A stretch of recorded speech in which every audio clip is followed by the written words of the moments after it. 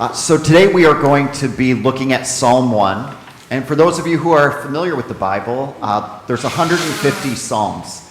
And they kind of take us through the peaks and the valleys of life and everything in between. You have these amazing lines in the Psalms that kind of echo through all of human history across different religions, like, "How long, O Lord, will you forget me forever? My God, why have you forsaken me?" Psalm 88 ends with "Darkness is my closest friend." So it takes us through the valleys of life, but it also takes us through the high points, like Psalm 90 and 91, declaring our faith no matter what. It leads us to Psalm 23, where we say, "The Lord is my shepherd, and I shall not want." It kind of takes us through all of our different human experiences. But Psalm chapter 1 sets the pace. It's kind of like the metronome, for those of you with a background of music, that kind of sets the rhythm, sets the pace, and it helps you understand kind of where things are at with your life. Psalm chapter 1 is an invitation to ask yourself, what kind of person am I becoming exactly? How am I changing? What kind of person am I actually becoming? Because we all change. Whether we're 8 years old or 88 years old, we change. We change through a few basic different ways. For some of you who are like, "I don't think people change all that much." It's interesting how we have this kind of range of opinion from, "I don't really think people change. I think they're kind of set," especially when they hit like their mid-30s, early 40s. People kind of change, or people don't really change that much. And then the other side of the spectrum is like, "Man, I've seen people change a lot. I've witnessed a lot of change in my life." We all change because we meet new people throughout our lives. We have different experiences that impact us. We go through experiences of joy. We go through experiences of loss, and these things change us. We learn things throughout our lives, and that changes us. The people we meet, the things that happen, and the things we learn change us and impact us. The question is, what would it look like to be intentional about the kind of person that we're becoming? We've all had these experiences where we run into somebody and we haven't seen them in 5 years. And you can see like life is weighing a little heavy on them, the things that they talk about, the way that they talk. You're like, what's happened to you? I feel like you've changed. And we also meet people who 5 years later, it's like, well, what happened to you? You seem like such a different person than I knew 5 years ago. And they're like, "I retired. That's what happened. That's why I'm happy." And you're like, "Oh, well, that makes sense. All right." Psalm 1 is an invitation to pay attention because we're all changing whether we realize it or not. And spirituality is kind of taking this intentionality behind it and saying, I actually want to change. I want to become a deeper person, a more compassionate person, a more loving person. How do I do that? And I don't think I've ever met anybody who's like, actually, I'm looking to become more bitter, more resentful, and more angry. That's my goal. At the end of life, I want to alienate all the people that love me. Like, no, nobody ever says that, right? So how do we become intentional with this? So Psalm chapter 1, if you're new to the Bible, the Psalms are like right in the middle. If you flip to the middle and probably move left, you'll be right there at Psalm chapter 1. So friends, the grass withers and the flowers fade, but the word of the Lord stands forever. And I invite you to stand for the reading of Holy Scripture. So blessed is the one who does not walk in step with the wicked, or stand in the way that sinners take, or sit in the company of mockers, but whose delight is in the law of the Lord, and who meditates on his law day and night. That person is like a tree planted by streams of water, which yields its fruit in season, whose leaf does not wither, and whatever they do prospers. Not so the wicked. They're like the chaff, the wind just blows away. And therefore the wicked will not stand in judgment, nor the sinners in the assembly of the righteous. For the Lord watches over the way of the righteous, but the way of the wicked leads to destruction. Friends, this is the word of the Lord. Thanks be to God. Go ahead and have a seat.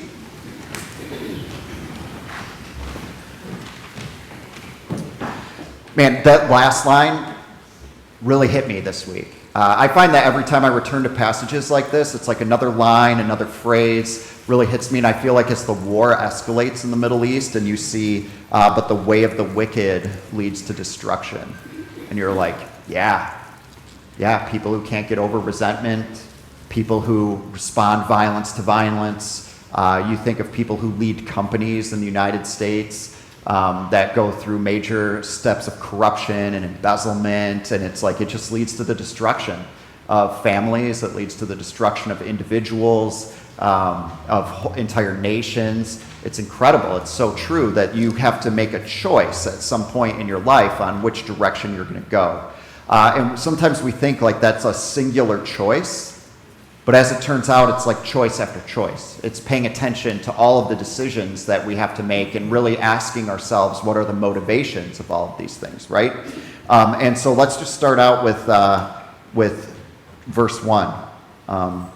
It says, blessed is the one who does not walk in step with the wicked. I want to stop right there with the word blessed.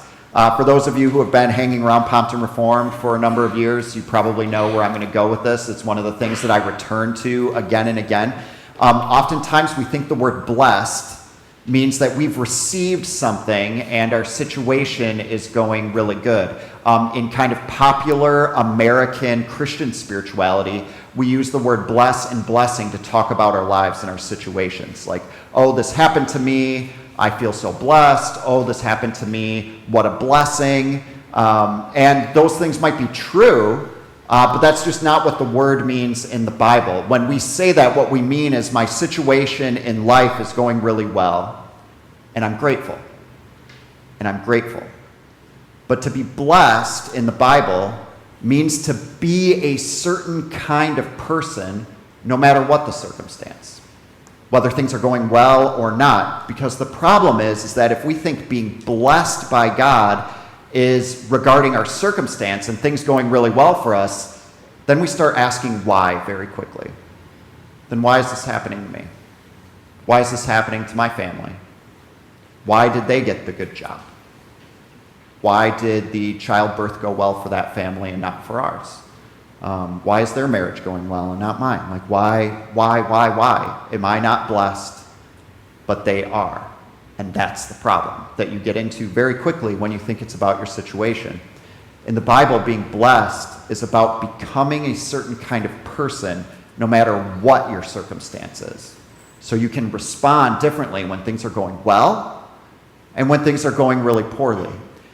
Jesus kind of takes this to a whole new level in the Sermon on the Mount, right? Where he opens up with the Beatitudes and he says, blessed are the poor in spirit. And people are like, what? Since when? Blessed are those who mourn. What? Since when? And he's like, yeah, because when you're mourning, it kind of opens up your heart in a different way. It softens you. Blessed are those who mourn, for they will be comforted. One after another, the people who are blessed are not the ones you would expect. Because he's trying to get to the heart of this idea that being blessed is about the kind of person you are no matter what the circumstance, beneath the surface. So blessed is the one, and let's talk about what they don't do. And you have 3 different degrees here. Who does not walk in step with the wicked, or stand in the way that sinners take, or sit in the company of mockers. Think about it like this. Someone comes up with an idea, and you kind of have to make a choice on if you're going to participate or not. And when it says to walk in step with the wicked, it's kind of like, all right, I'm going to go along for a little bit, and I'm going to see how this turns out. I'm not saying I'm with you, but I'll at least kind of go along. I can always kind of step off if it's not going great or if I feel like I'm doing something wrong, but I'm at least going to go along with the crowd. So walking in step with the wicked is going along with the crowd on what's happening. So then there's the walking, which is the easiest one. And it's kind of the one that sneaks up on you. I'm just walking, just kind of going along step by step, going to see how this goes. But when you take a stand, it changes. And now I'm going to stand in the way that sinners take. Maybe for violence, for injustice, taking a stand to exclude people, to put people down, taking a stand. I am now kind of with these people. I'm on their side of the street, taking a stand. To stand in the way that sinners take, or to sit. Have a seat. I mean, you've kind of done some work. Now you can have a seat with the mockers. I feel like social media has really highlighted how much of mockers we are, right? It's kind of unearthed, like how much we actually do that. And you can tell by the way you go through the comments section, which was the worst invention in the history of humanity. And you start looking through the comments, and like literally anybody can do that. You don't have to do anything. You can just sit, bing, light somebody up. Never met them before in my life. Bam! There you go. How about that? I'm going to pile on and just send it. Anyone can share a meme that's ripping on somebody else. You don't have to do anything. You can just sit in the company of mockers. And I love that that's like the lowest form.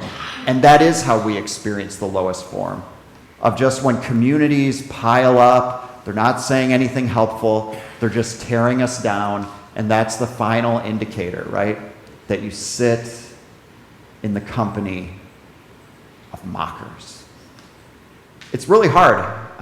It's easy to pile up. It's easy to laugh.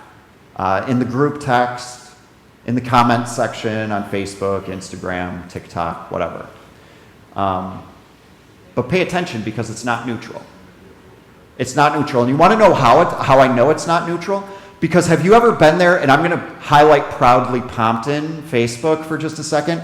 Have you ever gone on Proudly Pompton's Facebook and you see certain people making comments like this all the time? You're like, why do you care about having such a strong opinion about this restaurant in Pompton Lakes? Like, why is this like your thing? And they comment. And then you finally meet them in person and you're like, you're that person? And I think of you completely differently because of how I know you on social media. And if that comment section never would have existed, I would never know this about you. And I find it so fascinating that I feel like we don't realize how powerful those experiences are of firing off the comment, ripping on somebody where they've never met us before, but you've decided you're going to do this. It makes a difference, and over time, what's happening is it's starting to hollow you out a little bit. You're becoming more indifferent. You're having less empathy. You're quicker to access that like critical side of your brain where you're just like ripping on somebody and you're like, wow, I didn't think I really did that 5 years ago. But I do it now. And you're sitting in the company of mockers. So here's the switch. So he gives us the picture. But whose delight... So blessed is the one who does not walk in step with the wicked, or stand in the way that sinners take, or sit in the company of mockers. But whose delight is in the law of the Lord. So here's the contrast. But whose delight is in the law of the Lord. So someone who finds delight, when it says the law of the Lord, it means specifically like the first 5 books of the Bible, Genesis through Deuteronomy. It's like someone who finds their identity and their meaning in a deeper story. The story of God's redemption, the story of God's restoration. They find their meaning in a deeper and more meaningful story. The one who meditates on his law day and night. The person who strongly identifies and is formed by stories like the Exodus, where God looks at slavery and injustice and says, let my people go. And he takes people who were slaves and had no rights, and he brings them into freedom and makes them a people. Like that is your primary story in the way that you look at the world. That's what it means to delight and meditate on it day and night. That person is like a tree that's been planted by streams of water. See, I was so excited to do this for the outside service because of the tree. We had the tree right there. It was perfect. I planned ahead. I was like ready to go. That person is like a tree planted by streams of water, which yields its fruit in season and whose leaf does not wither. Whatever they do prospers. So what you realize very quickly is that the picture of the first person is like all on the surface. They're living on the surface, they're living in the moment, whatever their like first emotional reaction is, that's what they're living out of all the time, right? But the other person is looking for something that's deeper, something that lasts. The way that trees kind of have this flexibility in the midst of storms. And they have that flexibility and can withstand it most of the time because of the deep root system that they have. We often see trees, right, from the ground up. But one of the best images that I love is when you see kind of sometimes companies' logos is like a snapshot of a tree, and you see the top of the tree above the surface of the ground, but then also the roots of the tree below the surface of the ground. And often what that means is that this company is about having branches that go out, that benefit other people, but then it has a root system that goes deep beneath the earth, and that's what makes it strong, and that's what makes it last.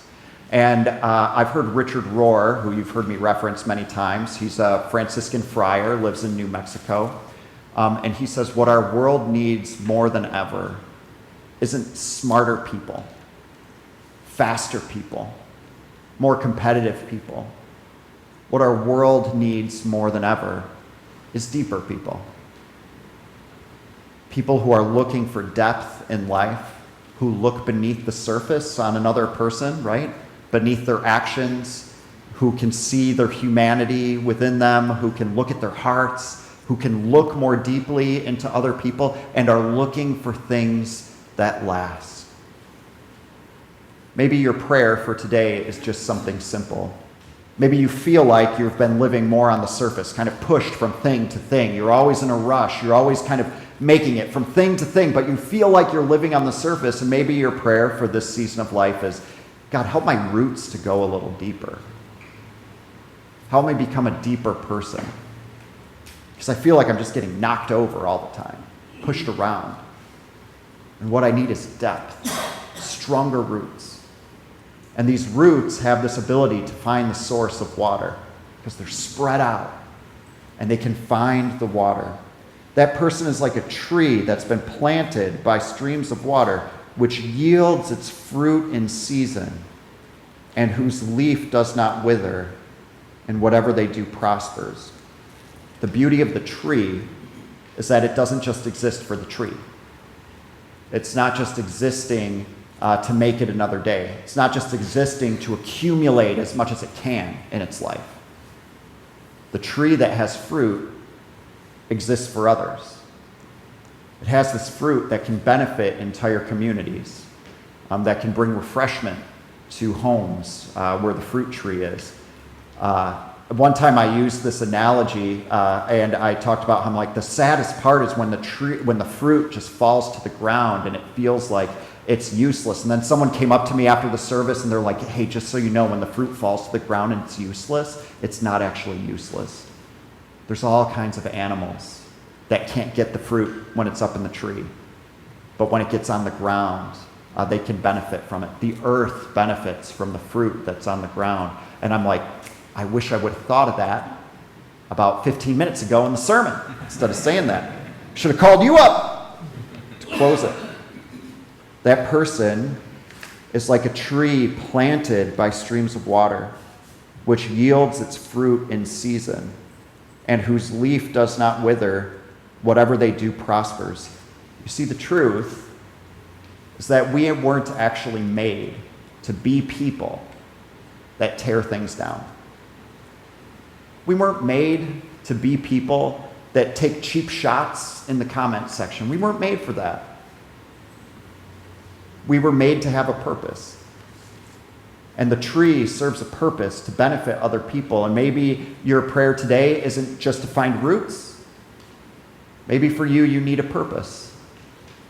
You need something that when you wake up in the morning, that's the thing that you're thinking about. Whether it's a charity that you're involved in, whether it's a ministry that you're involved in, maybe it's a relationship that you're trying to help, maybe it's a person that you're trying to help. So maybe it's an organization, a ministry, It could be a relationship that you're trying to mend. It could be a family member that you're trying to be compassionate with and understanding with. It can be a variety of things. The Bible doesn't say what. It gives a picture of what the person can be like. So what is that purpose for you? In this season of your life, it yields its fruit in season. What is that purpose for you in this season, this week, this month, this summer? Person's like a tree planted by streams of water, which yields its fruit in season, whose leaf does not wither. Whatever they do prospers. This person has found a source bigger than themselves, the streams of water that it's been planted by, that gives life, that gives strength, and whatever they do prospers.